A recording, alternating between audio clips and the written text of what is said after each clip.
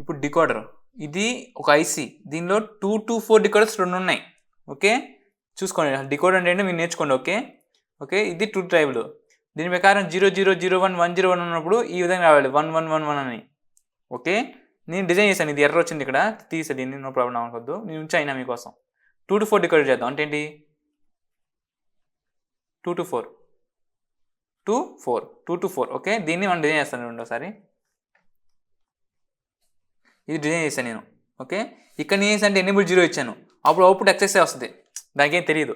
ఎప్పుడైతే ఎనేబుల్ చేస్తానో ఆన్సర్ 00 అలా రావాలి. ఓకే, దాని దగ్గర నేను కోడ్ రాశాను, ఆన్సర్ వచ్చేసింది రెండోసారి. ఇది మాత్రం మనకి అవుట్పుట్ రాదు, అది ఎనేబుల్ మాత్రం ఎక్సెస్ ఇచ్చాను, ఎనేబుల్ 0 వచ్చినప్పుడు ఎక్సెస్. ఓకే, దీని మాత్రం 11 వచ్చేసింది, స్ట్రైట్గా వచ్చేసింది చూసారా, 111 నిచ్చిందాకా వచ్చేసింది చూసారా ఆన్సర్. అదే మీరు రిజిస్టర్ రివర్స్ ఇచ్చారనుకోండి, ఇలా ఇవ్వండి ఒకసారి, చెక్ చేసుకోండి ఒకసారి, ఇలా ఇవ్వండి ఒకసారి. 0 ఇచ్చి 3 ఇటు ఇవ్వండి, ఇందులో ఒకసారి, నెక్స్ట్ ఇందులో కూడా అంతే, 0 ఇటు వచ్చి 3 ఇటు ఇవ్వండి, సారీ 3 ఇటు ఇచ్చి చెక్ చేయండి.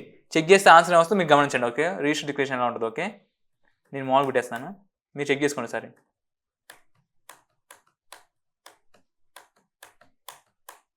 ఓకే, మీరు చెక్ చేసుకోండి ఒకసారి, అంతే. ఇది ఈ ఎన్కోడరు, డికోడరు, నెక్స్ట్ ఎన్కోడరు, కేస్ స్టేట్మెంట్ మీకు తెలుసు. సేమ్ అదే విధంగా అన్ని ఇందులో ఏ విధంగా అయితే ఉందో అలా మీరు కొంచెం ఫార్మాట్ చేసుకోండి. ఓకే, ప్రాక్టీస్ చేయండి. ఓకే, లూప్ ఇస్తే ఏమైంది మీకు తెలుసు, ఆటోమేటిక్గా ఎలా ఇచ్చాను. ఓకే, లూప్ ఇస్తే ఏమైంది అని చెక్ చేసుకోండి ఒకసారి. ఓకే, ఇది స్టాప్, సేమ్ అదే ప్యాటర్న్, కొంచెం అటు ఇటు మీరు మార్చుకోండి. ఓకే, 3 to 8 డికోడర్ సేమ్ అంతే, ఇది కూడా.